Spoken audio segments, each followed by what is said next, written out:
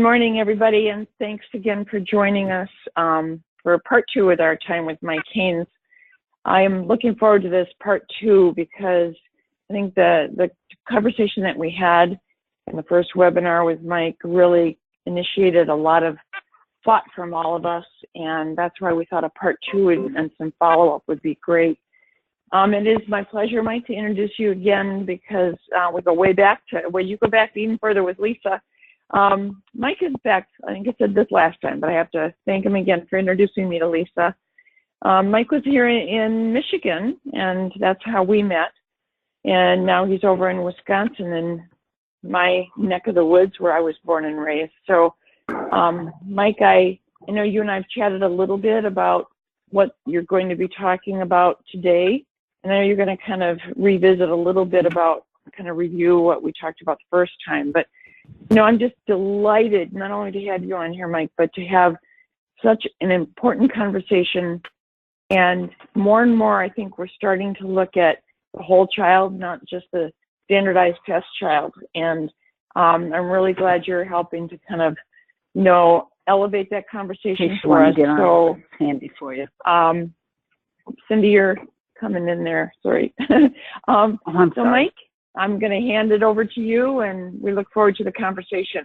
And please remember, all of you on this, that you can jump in with a question anytime. We really encourage that, either through the chat or actually, you know, just jump in to talk. Mike's going to do a kind of an initial intro, and then from then on, this is about kind of talking together and seeing how we can make all of this happen in our classrooms and as educators and as humans. So, Mike, it's yours.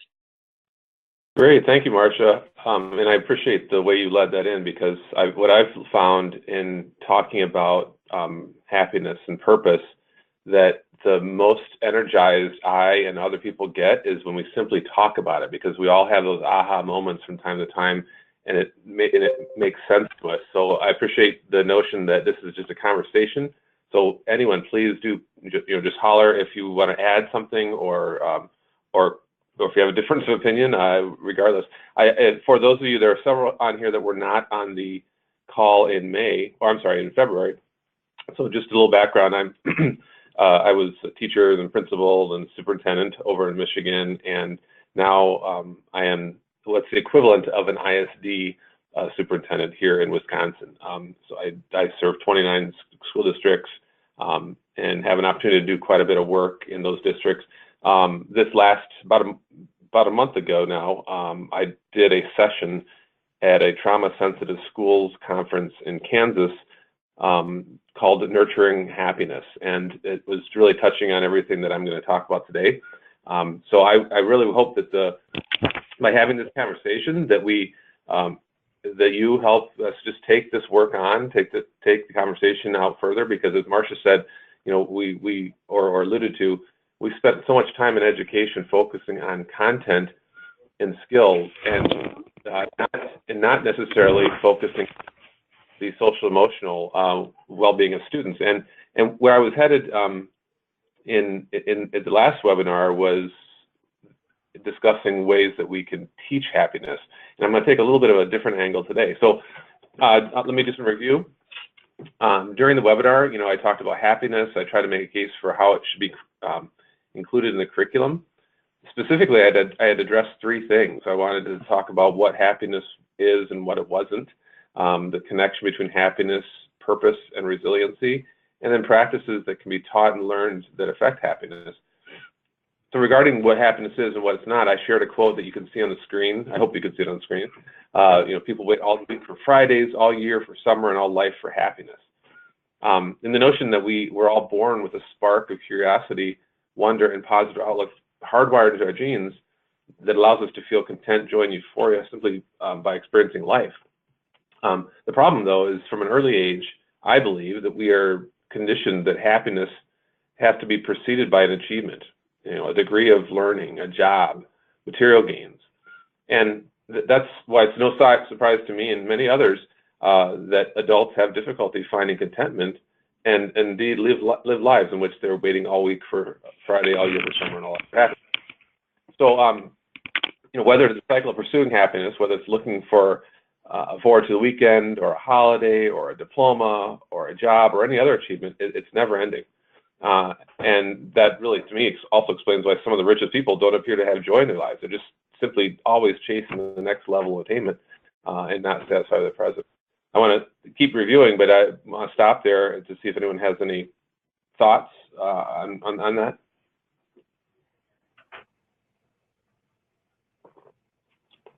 If not. So the second piece regarding connection between happiness, purpose, and resiliency. In the first session, I essentially wanted to suggest that happiness is a byproduct of purpose.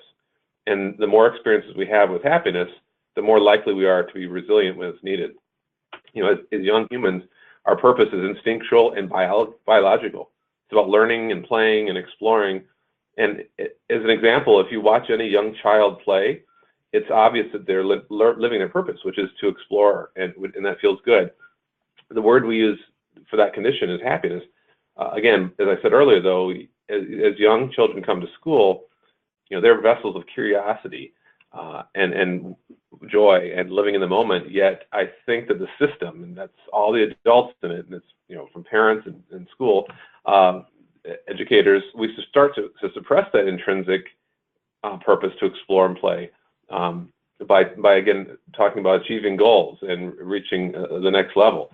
In fact, I just recently heard of a state that we're going to reduce funding in early childhood, and a comment was made about reducing time for play, which seems exactly the opposite of everything that I have been talking about for the last year or so. I also, in the first session, I glossed over the how and how to persuade adults in the learning environment to recognize the importance of happiness, and certainly why it could be added to an already packed set of mandates and other priorities. I think it might have been Cindy that chimed in at that point and sort of shared that notion that or asked the question, that it sounds great. We should be helping students develop skills that can lead to happiness and living joyful lives, but helping the adults in the situation, whether it's at school or at home, understand how to do that is a bit of a mystery, because again, we're all facing a plate full of more tasks and mandates and initiatives than we really realistically can handle as it is. So I wanted to dig a little deeper today around the clarity and provide some clarity around purpose and why it's important we understand its role in our personal and professional life. And I guess I want to start off by framing why this is important. We're all in professions where we are charged with taking care of people, whether it's students or staff, employees. And, really, if you think about almost every profession and line of work could say this, but certainly in education, counseling, childcare, human services, self-care in this profession is critically important. If we want to help kids in crisis, we need stability in our lives. If we want to help kids who are depressed, we need to understand depression and joy. And if we want to help kids be purposeful learners, then we need to lead by example and live purposeful lives. And that's where I want to take a pause here and see if there's any questions or comments.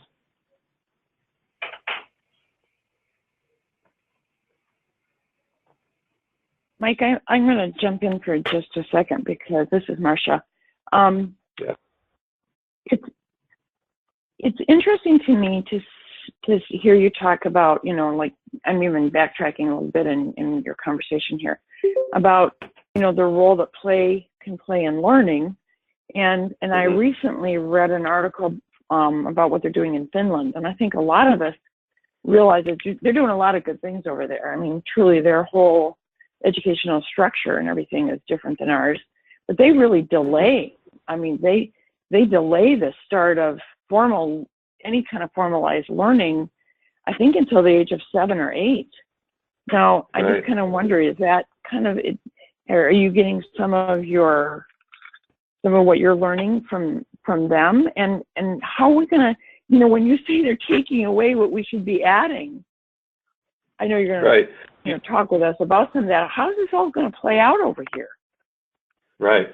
Well, it's interesting that you bring up Finland because everyone on this call probably remembers the first time they heard that Finland had it going right in education, and that was probably 20 years ago, right, or more. And yet we still haven't managed to take all those great ideas and things that they're doing there and apply them here. And change is a big deal. But so no, I haven't specifically seen what they're doing in Finland. I did hear the same thing, Marcia, that they start later. I know this a fair number of countries in that region, though, do value play. They value children having authentic experiences exploring, and they actually, there was on the last webinar, I think we shared a video of a classroom, and I want to say it was Belgium, so that's not too far away from there, where they actually incorporated happiness into the curriculum. So I'd like us to be the next ones that people look to and say they've got it right. But that's a great point, Marcia. So I'm going to tell a little story here. So today's focus will be mostly on purpose. And I have a tool that I'll show you on my screen in a little bit that might help there if you care to pursue this yourself or eventually with the people you take care of. But it really has to be, I have to share my story first, and this will be an abbreviated story, but for years, I associated happiness with things I considered successes. I conditioned myself to believe that my purpose was climbing a ladder and taking on more responsibility, speaking with a larger voice. And I felt, so from teacher to principal to superintendent, I felt like, okay, as long as I'm progressing and I'm speaking with a larger voice and accomplishing things, then I felt like, to me, that was happiness and that was contentment. About 10 years ago, though, I hit a wall. I had a superintendent of a great district, who I won't mention. However, a majority of our board overturned an election. And many of them, had specific concerns about the district. So I spent myself, 2 years really watching my back and being concerned about keeping my job. And I was able to escape, obviously, by getting to this position. But I have to tell you that the dark place I was in was not unlike, a cancer scare. It was so cathartic that it changed my whole perspective. What I realized at that point was that happiness was a byproduct of purpose. And until then, I wasn't really living my true purpose. It wasn't until what I thought was my purpose was being threatened that I was able to realize this. And so that's the exercise that I'll share with you at some point later during this conversation should help get to that. But it's a difference. It's a paradigm shift for some. And I think if there's any takeaway from this conversation today, I would encourage those of you on the call to reflect on that and maybe talk with the people you care about regarding purpose and happiness and where the two intersect. Any thoughts? Any questions? Everyone's either asleep or agreeing completely, right? This is Cindy Fidel. I started talking and I had my mute on. But I think that happiness is like really the key to everything. I think that as parents, when our kids, if we could block out all the pressures of society and we just look at our kids and watch them play and we see the happiness that they have, and we could just go with that, which I think I was able to do through homeschooling, then we would go with it. But you get under all these pressures, the school's saying if your kid's 4 and they're not reading, or they're 5 and they can't sit at a desk all day, that something's wrong with them. You get under all this pressure from relatives, from the system, and all of a sudden happiness goes right out the window. Right. That's a great comment. And to your point, I believe, and again, everything I say here, I certainly am not, I'll tell you if it's research, fact, whatever. But for the most part, what I'm saying is my opinion. I believe it's correct in many cases. So to your point, Cindy, I think that it all has to start with us. We have to, until every adult that is engaging with a child or anyone under their care understands the value of aligning your life with your purpose and experiencing happiness. Until we get them to do that, it's just a break a brick wall. So I think, Cindy, it was your question about how do you get adults to do that at the last webinar, and so that leads me to what I want to share now. So how do we help ourselves and adults in our orbit recognize when our purpose is alignment, and we have to do so we can avoid stomping it out in the kids that we serve. Just to Cindy's point, and whenever I talk about this, the first question I get is, how do I get started? So if you can see the screen, this is a life purpose statement worksheet, and it's I think they made the link available to you. If it's not, you can certainly let me know, and I can send you the link. You could certainly download this and use this as you like. Someone that works here at our agency owns a business also, a consulting business called Diamond Innovations, and has put together what really is like a 2-3 day plan for helping organizations strengthen their efficacy. And it starts with responsibility, and then it goes to purpose, and then it goes to working as a team, et cetera. Anyway, this is one of the first pieces in that recipe, and she gave me permission to share it. I did this activity with my team, and so my team would be essentially the folks that are in charge of each of my departments. So there's 8 of us, and the entire team reported an aha moment, either by doing this themselves or when they shared it with one another. And we go to mine. So this is mine. Marcia, you recognize my affliction with rocks. That's looking over towards Traverse City. When we shared this with our team after they developed them. Some of us wrote them out and put them on memes like this. But all of them reported feeling more fulfilled at work because their purpose became a guidepost to either reinforce their alignment or to make changes in the work that they do. So I know I'm doing this faster than you would really be able to digest it if you were actually going through the process. But imagine, so if you did this with a group, with yourself first, and then maybe with your team, I would challenge you to see if you getting a sense of alignment by really digging into what the things that are special about you and the things that you enjoy doing, and whether or not they're in alignment. Imagine if a boss asked his or her employees what their purpose was every day, or now, and then again, once the ultimate goal is, imagine then a classroom teacher where he or she's asking the students the same question. You know, what effect would making their purpose important have on their happiness and joy? I think about, and this also can be, in my opinion, you know, you can have the granular day-to-day purpose and then your life purpose. So in a classroom, I can see a granular day-to-day purpose might be, not necessarily doing well on a test, but maybe trying to create a friendship with somebody, or trying to,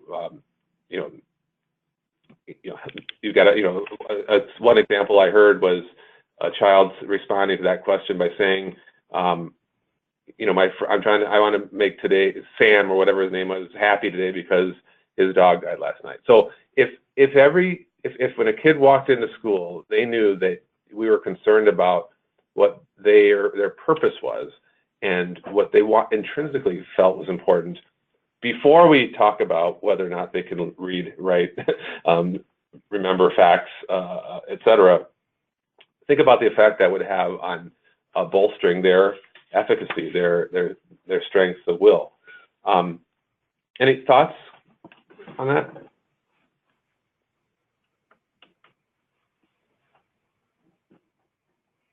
Mike, you're going to provide us a link, you said, to that document? Yeah. So I'll put this back up. So it's really quite simple, and there are certainly other models out there of purpose works, or ways to develop your purpose. This particular one aligns with the program that this person I referred to developed, but it could be used in isolation. And again, if you just look at these questions, list 2 of your unique personal qualities, such as enthusiasm or creativity. Think about, 1 or 2 ways you enjoy expressing those when interacting with others. And then it gets a little bit touchy-feely-ish, so you have to stay with it. But assuming the world is perfect, what does the world look like? And then combining that all three should provide you with your statement. And again, so this was mine. When I asked my folks to share theirs, and we actually we have a weekly e-news that we send to all of our staff, and I've been talking about this stuff with everybody. So I also shared those out anonymously with the rest of the agency, because I wanted them to know that their leaders were thinking about this stuff, in the hopes that that would also inspire them to do so as well. And you know, the comments I got back, I mean, I felt good about mine, but man, to hear somebody I've worked with for several years tell me what makes them tick and what they believe are their strengths, opened up. It was, as I said earlier, it's a cliche, but huge aha moments. Just helps. One, it helps me understand how they tick. It helps what you know makes them tick. It helps me understand what's important to them, which means then I might have an opportunity to engage them in different ways that would help match what's important to them. It just becomes a circle of growth for everybody. Again, I feel like I'm saying a lot of words.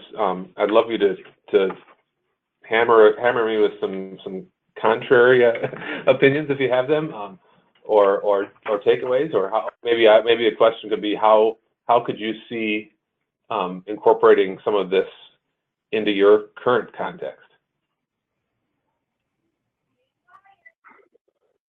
Well, maybe one thing.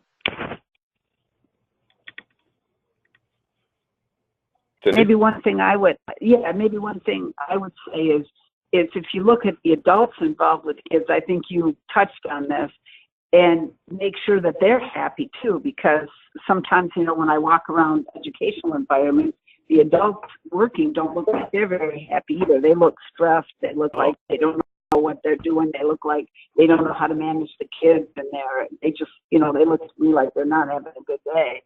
So I think, you know, bringing the staff into that. And sometimes, I don't know if you've experienced it, but when you talk about happiness to people, they look at it like you're crazy. Like, even when I was going around telling my staff about the call, they just kind of looked at me. I said, you know, make sure you go on this call. This is really important. I didn't get anybody going, yeah, come on, let's go. They looked at me kind of with a curious look, you know, or like, I put it on and do my work just to make you happy. I don't think people really have a profound understanding of what kind of a difference happiness makes, especially the children. They're not playing, they're not joyful, they're not giggling and happy during the school day. They're sitting there at their desk, you know, either quietly and not getting in trouble, or they're bouncing around and getting in trouble all day. That's a great point. I mean, so you touched on it again, that you know, one perspective when I talk about, or you've talked about, you know, the idea of teaching happiness, immediately walls go up, because it sounds like something new, something else that I have to do. And especially if it sounds like that, if I'm not truly myself valuing how happiness affects my life. So, but if the adults go through the steps to understand and nurture their purpose and experience happiness, then teaching happiness becomes something that we want to do, and it's not something new. It's just simply changing the way you have a conversation. You know, so again, I'm thinking about that here at work. You know, we're at our agency, we don't receive any state funding, unlike Michigan's ISDs. So we're a business. We have to earn our money. So I could have, you know, a conversation with one of my leaders about generating more revenue, and you know, or cutting expenses, and it could be all driven by, you know, the tasks at hand. Or I could talk to them about, you know, what are you enthused about? What's happening right now in your department that you're excited about? And through that conversation, there's going to be a moment in which we stumble upon something that could be monetized. And it was born out of enthusiasm and interest of the person who's in charge, rather than the boss giving them a hard time because their revenues aren't matching their expenditures. So, and that's a close example. But think about, you know, any conversation with kids. So, okay, so quick summary: teaching happiness, more work, not going to get there until the adults get it. Once the adults get it, you're all going to want to do it, right? So it's just like anything. If you're a parent and you know the secret to life, you want to share that with your children. It's just part. So the more I've done talking about purpose and happiness, it's not something I get up every day and think about. Gosh, I've got to make sure I do this, this, and this. I've got to talk about this. It's just something I want to do. You know, so I think that's the first way. So I think really, while I would have said a few months ago, a year ago, I would have been wholeheartly behind the idea that we ought to prescribe the happiness curriculum and throw a bunch of other stuff out. And now I don't think that's the case. I think all that will just happen if we can get the adults to understand it, and then it becomes sort of a cyclical thing.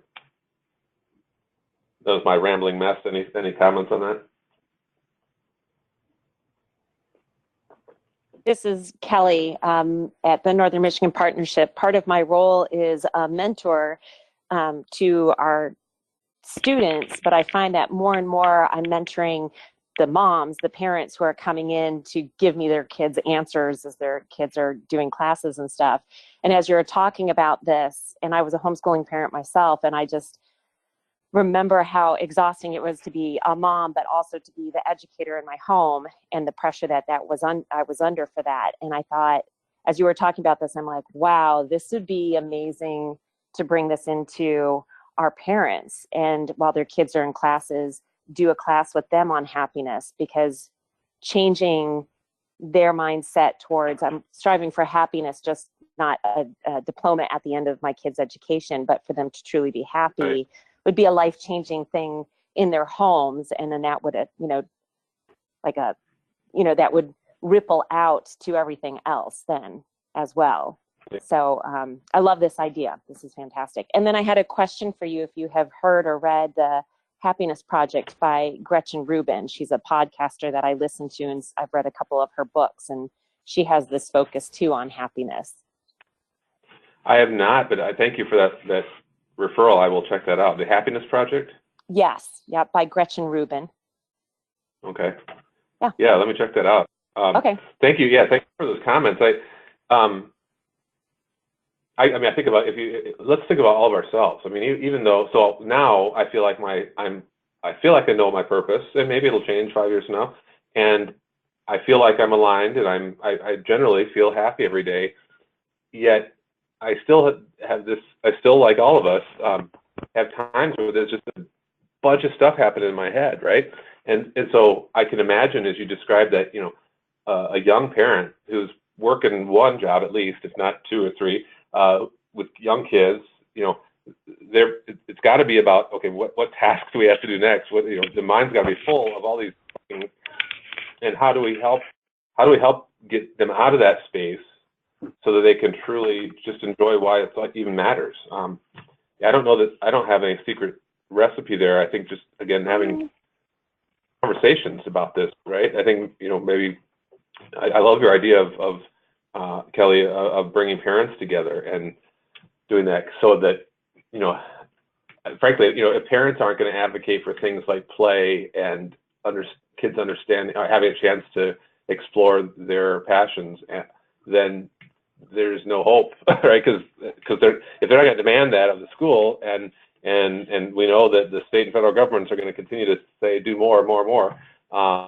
And there's not going to be, I doubt there'll be ever a place where someone's going to legislate happiness education. So I think you're right on. Parents need to be. I go back to what I said earlier. If self-care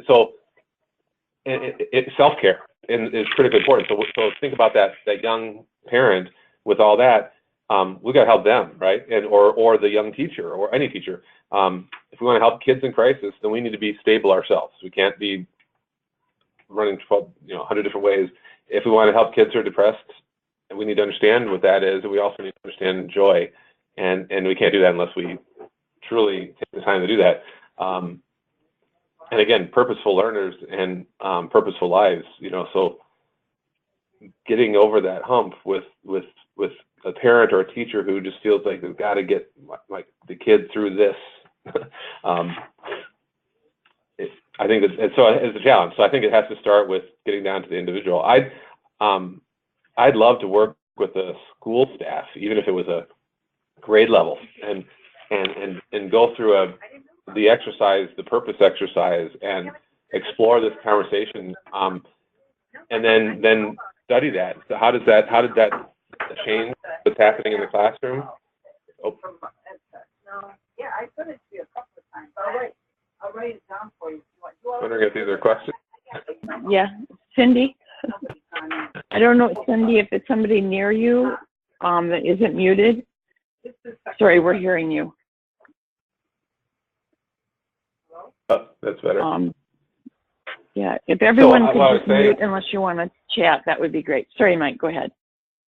No, what I was saying is that, you know, I'd love to connect with a school or a team of teachers and talk about, well, any organization, and spend some time having this conversation, and then go through the purpose activity, and then share that, and then talk about how go through a process where the adults begin to understand in their lives what is happiness and what it isn't, and then at the same time then hear and watch and support what's happening as they then roll that out to the people they care for.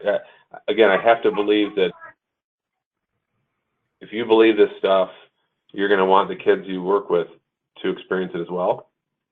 And I think, and again, I don't think it's something that can just be, you know, cookie cutter or canned process. I think it has to start with individual conversations. I think, you know, Cindy, your comment, you know, if there were a team of folks like you, and or all of you on the call, frankly, if you were all a school team and we were having this conversation and then we were doing the purpose, I would believe that we'd see the results in terms of the culture and the climate classroom. We'd see the culture and the climate in school change. I think we'd see students happier and more capable of experiencing joy because the adults are doing that.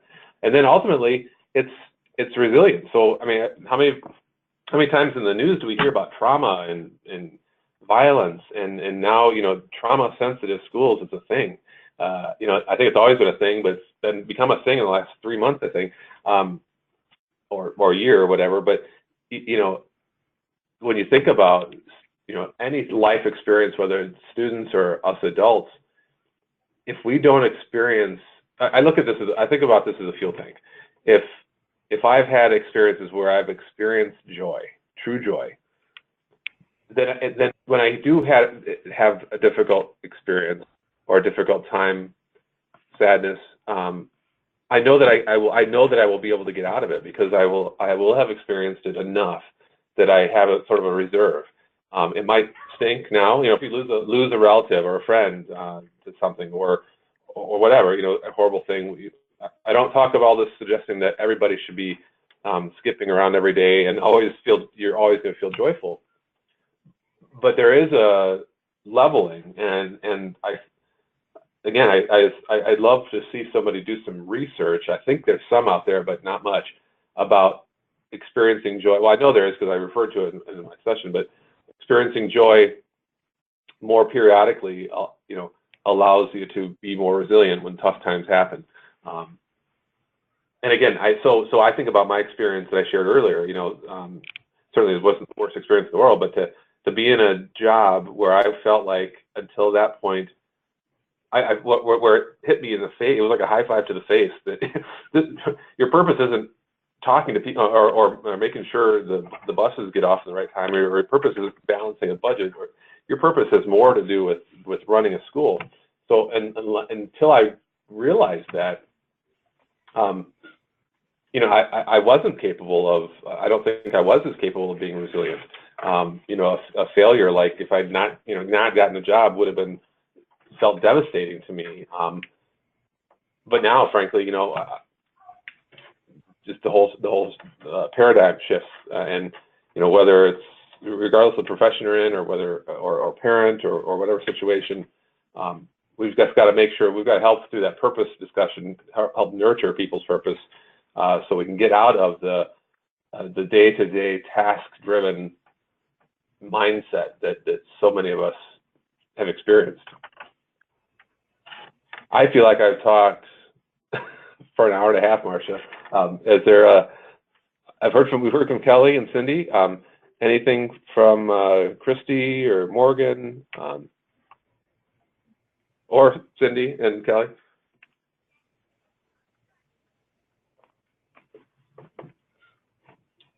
And Kelly, you're in Traverse City. I spend a lot of time in that area, so if you want to get together and talk about how to have a course for parents, I'd love to do that.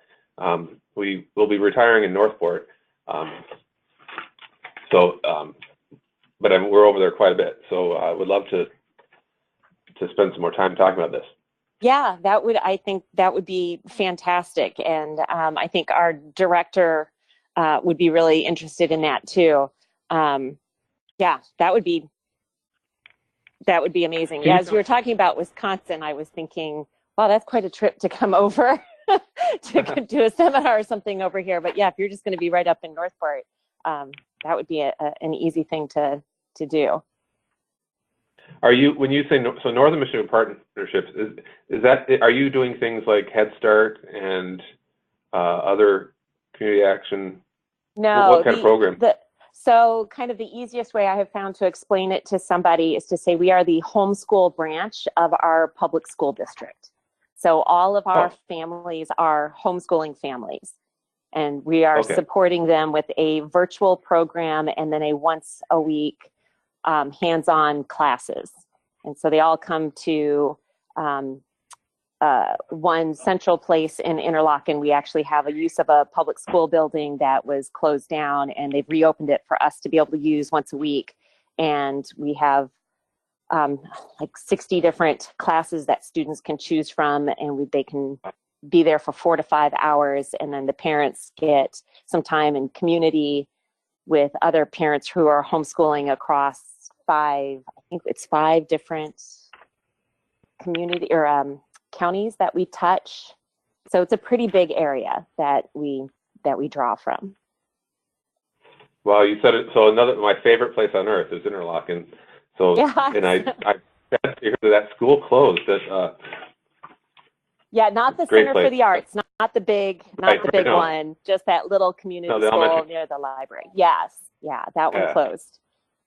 Oh, yeah, I spent 10 years at Interlochen, and formative experiences. Wonderful. So what you're talking, so your context really intrigues me, because it seems like there would be a place, if you were willing, there could be a place to work with parents and students. Yes.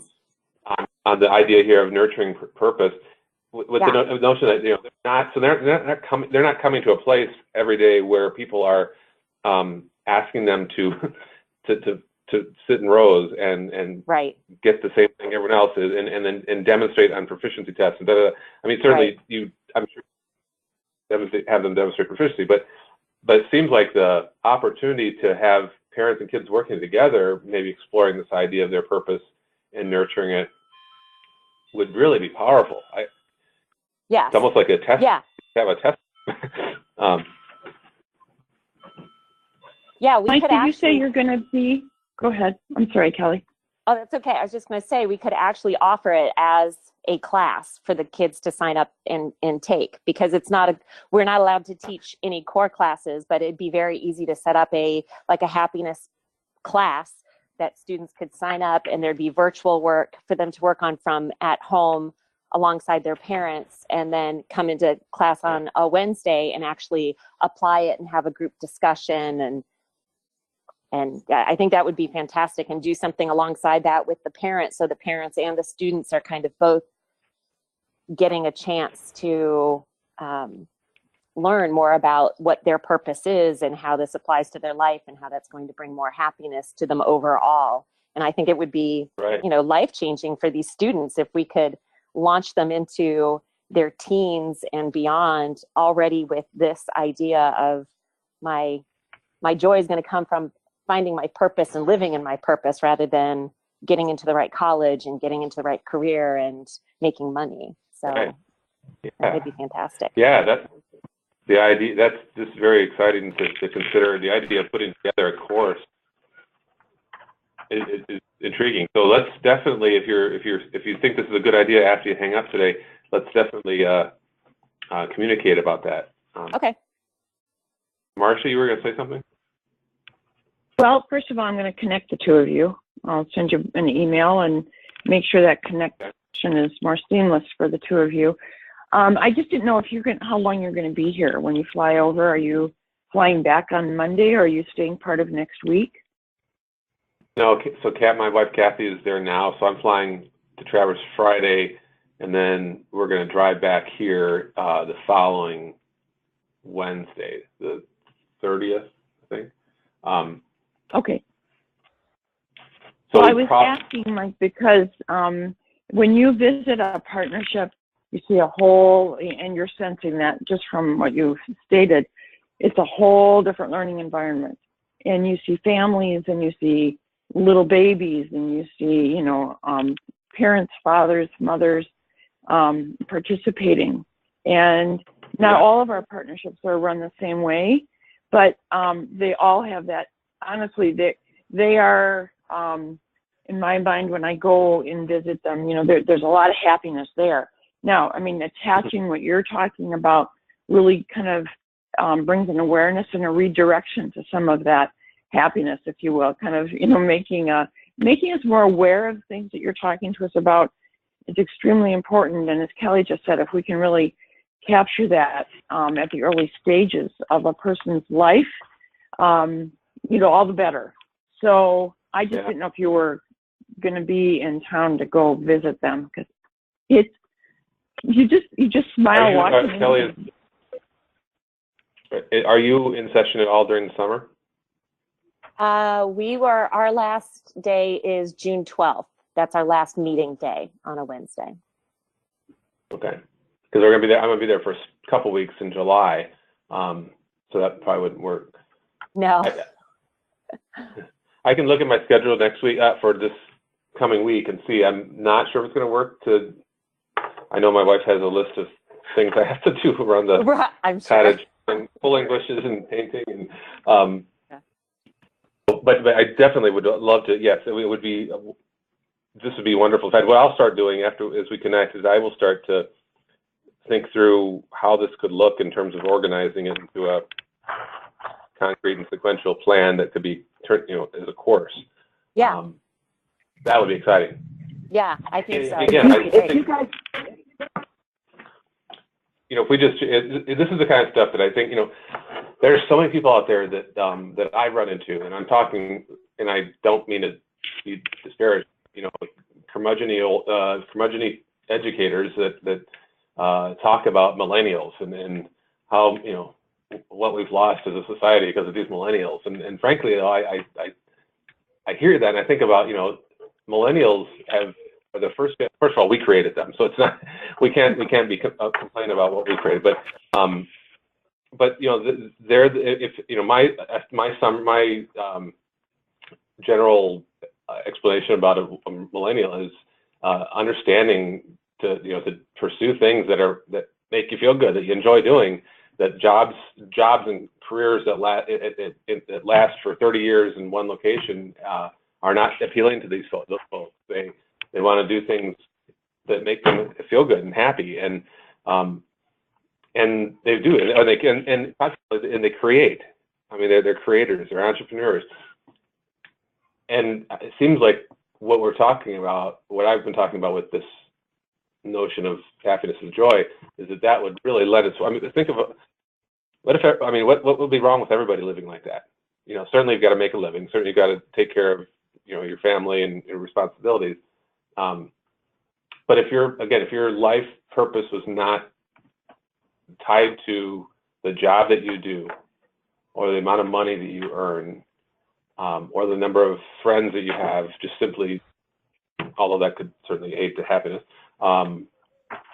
think of how that would change our world. And so I told you how I got into this. It started by my realizing that I was not living a purpose when I got high-fived in the face by the fact that climbing a ladder wasn't my purpose. But then I also, on the flip side, I start to see people that I care about retire and age, and you see two types. You see those that retire and are busier than they used to be and have a skip in their step and are doing great things for people in their community. And then you see people that don't know what to do because they spent 30 or 40 or 50 years working, and they did good work, and they probably had some fun along the way.